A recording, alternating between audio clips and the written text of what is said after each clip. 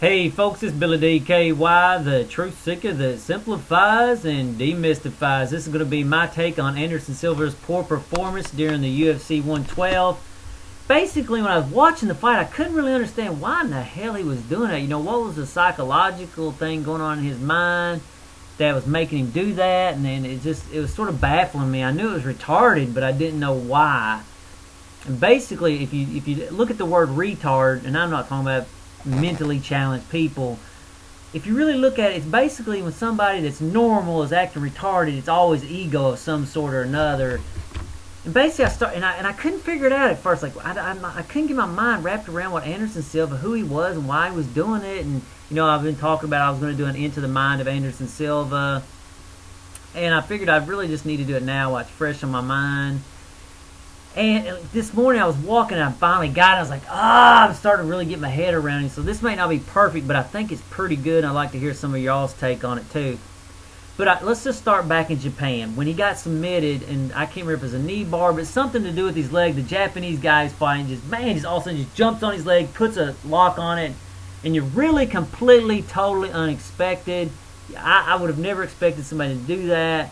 And I think that sort of set Anderson Silva to realize that, hey, you're not safe just because you think you're safe. You know, there's certain areas that you're not going to be safe that you might have thought you were going to be safe. And I remember when he fought Travis Lutter, before he did, I remember seeing legitimate concern in the way he's breathing. I was like, man, he's legitimately concerned about fighting Travis Lutter. And I was thinking he should just tear through Travis Lutter. And obviously Anderson Silva understood more than I did, because Travis Lutter did actually pretty well. And then you have the Travis Lutter fight, which, you know, Travis Lutter, I mean, not Travis Lutter, but Talis Latis, I didn't get to see the fight, but I think it was a lot like the Damian Maia fight. You have Anderson not goofing off as much, but not really wanting to go in for the kill. And I didn't really understand at that time either, because obviously I didn't see it. But, okay, and then you go to the Damian Maia fight, and he's doing all this ignorant stuff, but he's doing extremely dominant in one dimension, but at the same time he's being a goofball in the other. And I started really piecing it together and going, okay, this is what's really going on. Anderson Silva knows he's a better striker by far. He knows that he can come in, hit him, get out, no danger.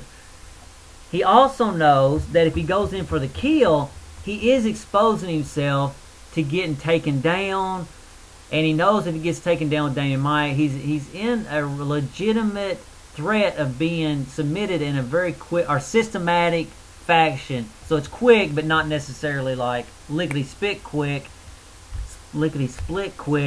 but it could very potentially be a systematic submission of Anderson Silva. So the way I see what's really going on in his mind,